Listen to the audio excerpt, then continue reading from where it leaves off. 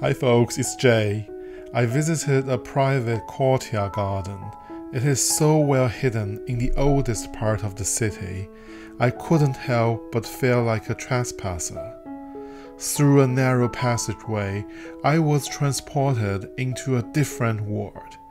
A sacred outdoor living space filled with exquisite garden art, colorful blossoms, and a few body parts. This is the garden of Elizabeth Licata and Alan Bigelow, featured on Garden Walk Buffalo and Open Gardens. We are here with the gardener, Alan and Elizabeth. Say a quick hi. Hello. Hi everyone, we're so pleased to be featured in Influencer Jay's video. You are making me blush.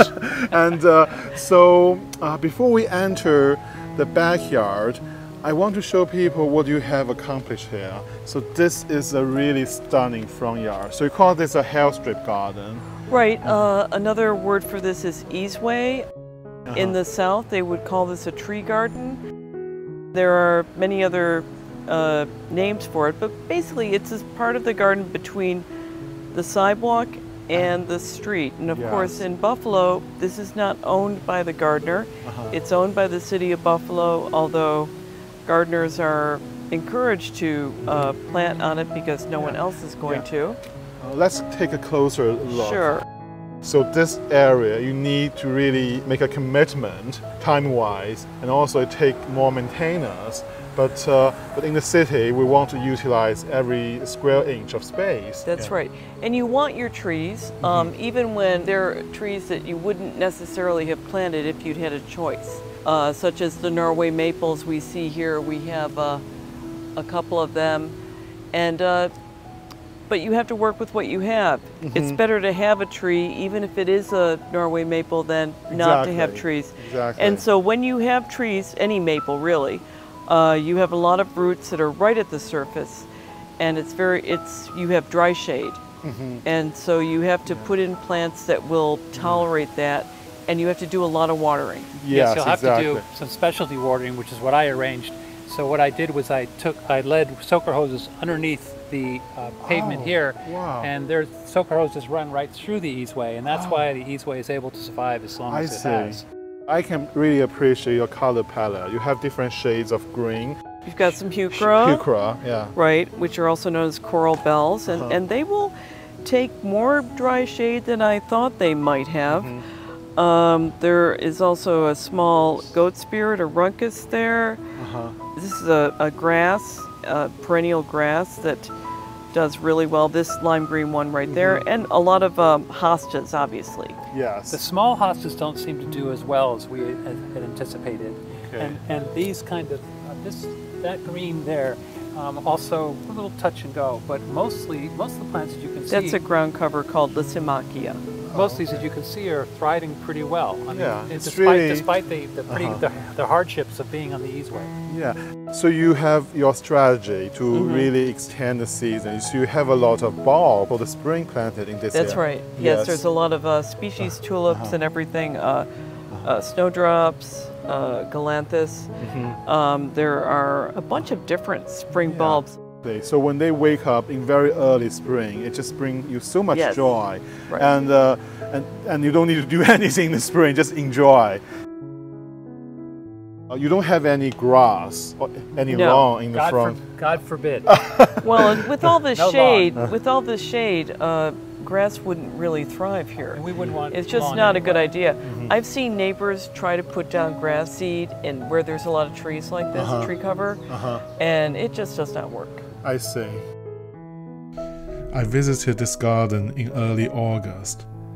This entrance to the hidden courtyard completely captivated me.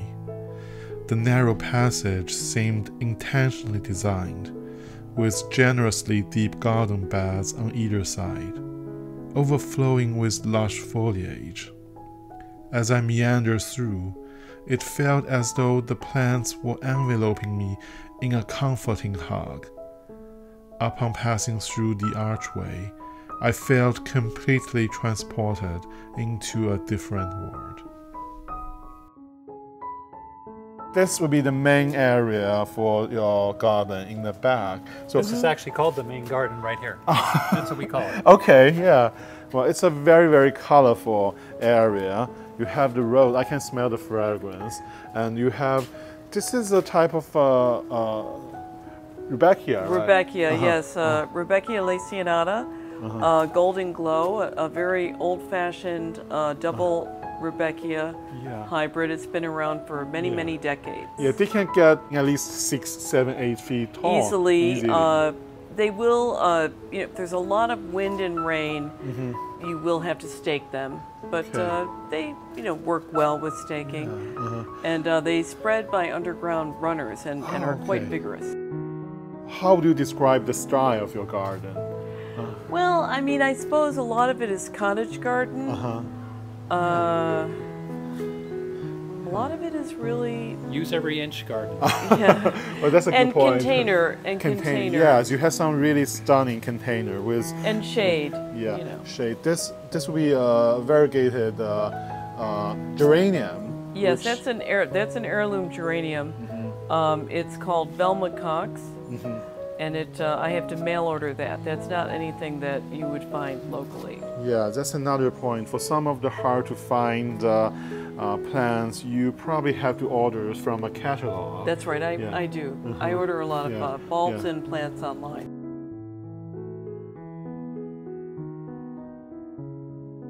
Look at the roses. So you were just deadheading when I arrived. Yes. Yeah. That's beautiful. Yeah. So it has this. Yeah, that's a Lady of Shalott. That's a David Austin rose. Oh yeah. They really do have the best variety. They do. In roses. They do. Still have lilies coming. Oh yeah. Let's take a look at the lily. So What's the name of this lily? Because someone was asking me just. Scheherazade. It's an Orient pet hybrid. Yeah, and you have the butterfly bush, which also provides the fragrance. We've had lots of butterflies this summer. You do, yes. Lots of butterflies.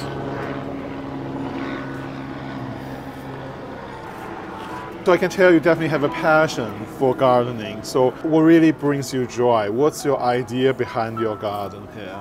Well, I mean, I think that because we have a courtyard garden, we've been walking easily through it because we're surrounded, you know, we're on a lot of pavement. I just want to have a beautiful space that I can spend time in. Yes. So I remember when I was here last time during Garden Walk Buffalo, you have the speaker sitting on your windowsill facing outside. So you're playing music from inside, but through the window. Yeah, it just, I mean, I can tell this is a garden that brings you enjoyment. Right, well, I guess I would just say I prefer to sit in and enjoy my garden. I'm not a gardener that necessarily enjoys working in the garden, and I work full time, and I don't have time for that. No one wants a high maintenance garden. Everyone wants a low maintenance garden. Well, there's no such thing, but and if you can't enjoy the garden, then there's really no point. There's very little point of actually putting all that work into a garden. Exactly. Yeah, tell us a little bit about this area. This will be the back of your garage, right? And this, just so we don't forget, this is a this is a mural here by A.J. Fries. Right, this was a utility door that was used by the previous owners. It's not the garage door that any car would ever have entered. Right. It was used to take things out in and out of the garage, and so we painted it because otherwise you would have had this black door, and we're not using it. We have 2 cars in the garage that there's no room for anything else. Yeah, I mean the mural looks really realistic, especially after the sunset. You would think this is just like a doorway to another area of the garden. It just creates a sense of drama. It does, and a lot of people use mirrors for the same purpose, which I'm sure you've seen on many gardens, and it does sort of make the garden look just a little bit deeper. Yeah. It'd be nice if it was a window or a door to another dimension. Yeah. Like walk through it and come back. That'd be fun. What is this plant which has the really large compound leaf? Rogerizia. Okay. Yeah. It's a shade plant. Though it gets a good amount of sun here. We lost a tree and a big vine, but it puts out flower in June, but really people grow it for its foliage, you know, you can imagine. Yeah, it has this very dramatic texture for the leaf. It just... Another really good spreader. and you'll see it spreads over the ground. What I particularly like about this corner is the Japanese maple here, and how we've set it up so you can actually see the trunk of it gracefully going into the ground. Oh yes. And yes. I've kind of loved this corner now because of that. Yeah, we used to have a big stand of phlox there. Japanese maple is really a four-season tree. So in the winter, the structure, the bark, the branching form provide a lot of interest. Another good gardener said that she select tree based on the bark, because that is what you really will be looking at most of the time. It's the bark. I suppose I'm just going to be a little contrarian here in that in terms of winter interest, I'm not interested in winter interest. No, it's all covered with snow when anyway. It's winter, everything's covered with snow. It's extremely cold and unpleasant outside. I'm not standing around looking at tree bark. I salute your friend, however. But we do cover these during the winter. I like spring, fall, and summer interest, and for winter, just let the plants live through it. We can spend more time sleeping in the winter. Well, so if you also look in that corner there by the edge of the house, you'll see the plant that we've hung from the edge of the roof. Yeah, there. that is Nice color. that is a mandevilla, right? Yes. Vining variety of the mandevilla. most of it is blooming over on our neighbor's side, of course. And then you can also see that nice purple clematis. there Oh as well. yes, clematis. Yeah, it's right. So they mingle with each other, and they're quite happy at the corner over there. It's really beautiful. Well, plants have to be happy to mingle in a garden like this. Yeah. If they're not, they're in the wrong garden. You have this really, really large and striking container with this is a type of geranium, right? Geraniums, you've got the fan flower, right?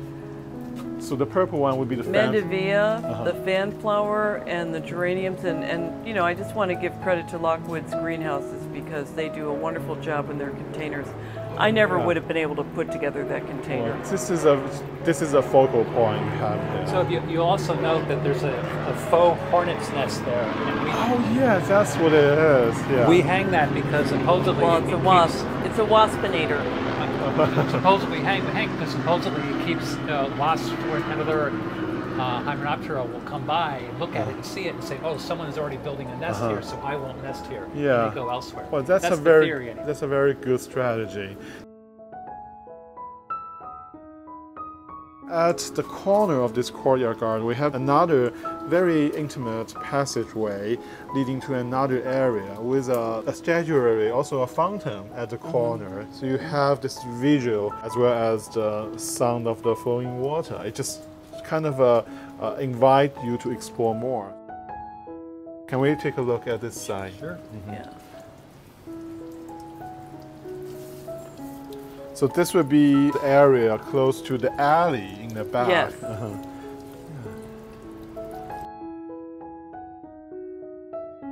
So again, this is a very intimate space, and you have quite a few Japanese maple here, right? Yeah, there's one in the ground, one in a pot, one's planted in a tree stump. Oh yes. And so that's three. Yeah, I've really grown to fond of Japanese maples in the past 5 years or so. They're colorful and just graceful.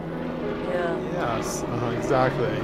So they come in different sizes and different color on the leaf, so you can have quite a collection that really showcase the different variety within the Japanese maple family.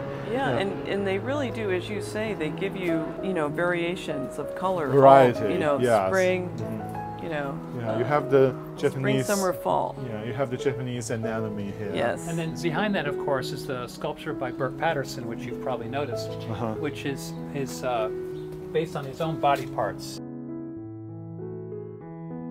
And it's a brass sculpture. It's got his arms, bronze, sorry. And it's got his arms and the legs in it as well. And another element, you have the sound of the bell. But this is a stunning piece. Yeah. So you also have the arm and leg. It's in the behind. Yeah. The arm is there. Oh yeah! Wow, it's making a fist. Beautiful. And I guess finally, Jay, I'd point out this beautiful ivy-covered wall, which, as you can see in here, provides habitat for the birds, as well as a backdrop for the garden.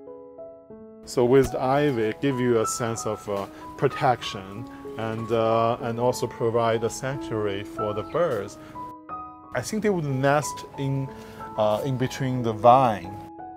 They hang out there a lot. I don't know what they're up to. They nest there. Oh, I okay. don't know that they nest. They do love it there. Yeah. As you can see. Yeah, I think they may be finding food. I'm not sure, but it's a nice little shelter for them. But this all that you're seeing right here is new this year. Yes, this is all to disguise the generator that we had put in this year. Oh, okay. Yeah. So this is some type of variegated vinca minor, is that? Yeah, I believe so. Yeah. And some petunia hybrids.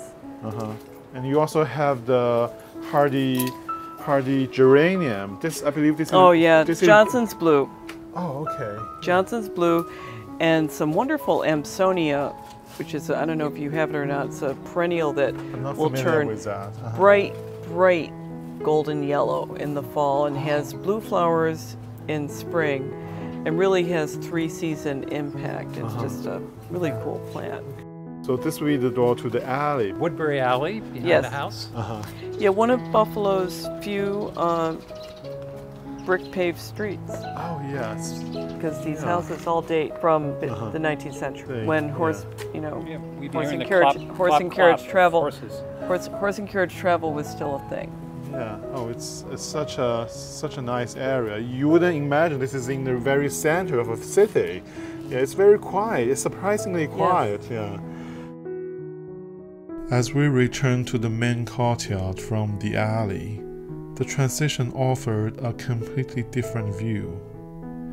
This is precisely why I always emphasize that a video can never replace the experience of visiting a garden in person. To truly appreciate its beauty, one must immerse themselves in the garden. These are a lot of actual annual salvias that they have been very slow this year, and they're just finally, a lot of them coming out, and some annual agastache as well.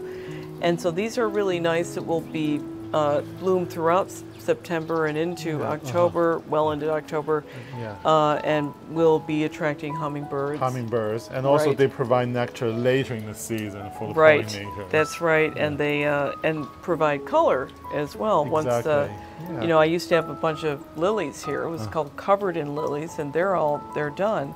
So now we have the sun. So you've got to have annuals. Yes. I would never have 100% perennial garden. Yeah, so you want a nice mixture of different things. It's important to have different layers in the garden to provide interest throughout the season. Absolutely.